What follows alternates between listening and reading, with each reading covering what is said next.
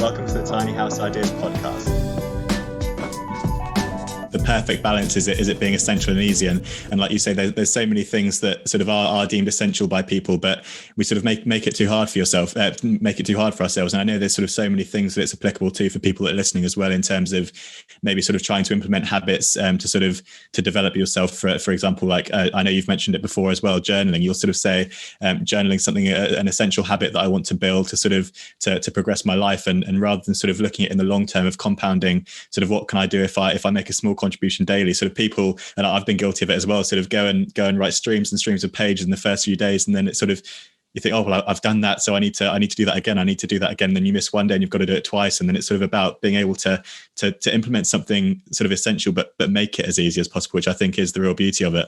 Yeah, you're absolutely right about the journaling example. When I first started getting really serious about this, it was like, okay, you're allowed only just like a few sentences a day. It was like an upper and lower bound, never less than one sentence, never more than 5 lines on the page. Yeah. And so the idea was just so that first day when you felt like writing 3 pages, you resist that temptation and you just do the easy way.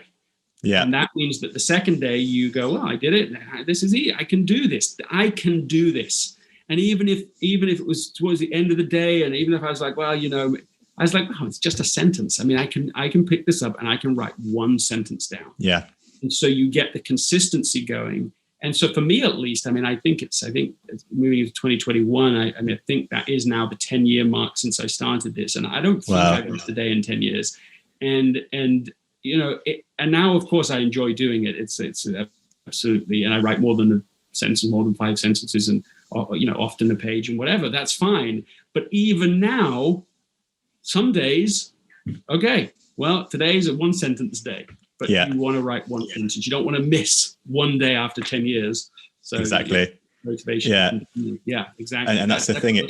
Combined with essentialism. Yeah.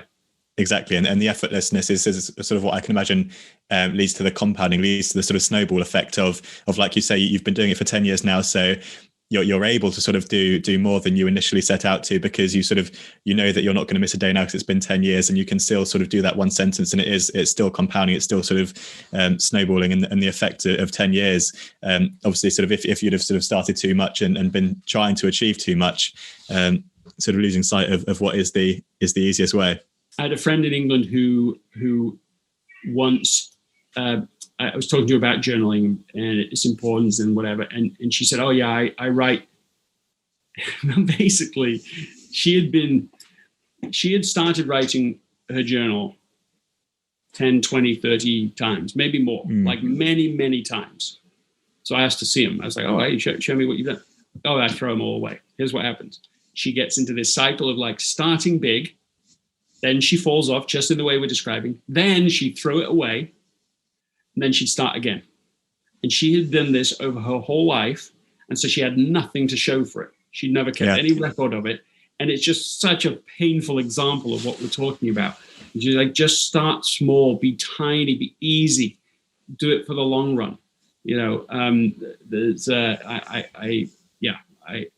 That's depressing, isn't it? Right? Yeah, no, it is. Because think if you'd have had all that in one journal, all the things you could show. Yeah, exactly. And to this point about the snowballing, what I've found now is that I've moved into sort of a new phase with my journal. I don't do it as consistently as I'd like to yet, but going back and rereading it.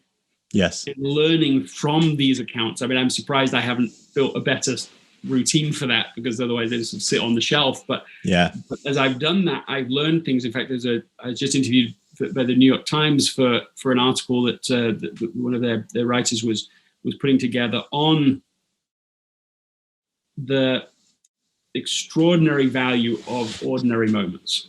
Yeah.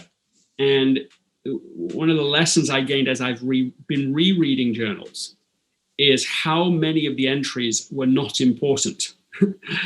And I, of course, thought they were at the time. What I write when I'm writing my journal, it begins with "I am thankful for." Like I definitely use a gratitude journal. Yeah, so gratitude. Of necessity, that you think that's going to be important. I'm grateful for it. It matters. Yeah.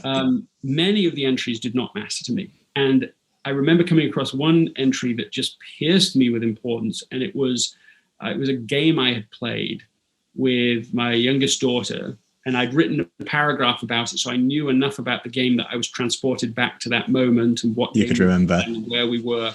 Yeah. And I just thought, this is so supremely important. It's so much more important than the other entries I've been reading about. And that, to me, was the educational benefit of a longer term habit, a longer term, you're following through again and again. You start to get, the tree grows, the fruit gets richer, and you're eating better fruit because the consistent growth over time. Yeah, exactly. And that is the thing. It is all about the consistent growth and the implementation of things that are sustainable, that you can do for a long time. Thanks for watching this little teaser for the Tiny House Ideas podcast. If you'd like to listen to the full episode, it's available on all major streaming platforms. So that's Spotify, Apple Podcasts, Google Podcasts, and all of the others. Alternatively, if you'd rather watch it sort of in a video format like this video has been, then that's available on Patreon. Just search for Tiny House Ideas. So thanks again for watching. Please do check out the full episode, and thanks again.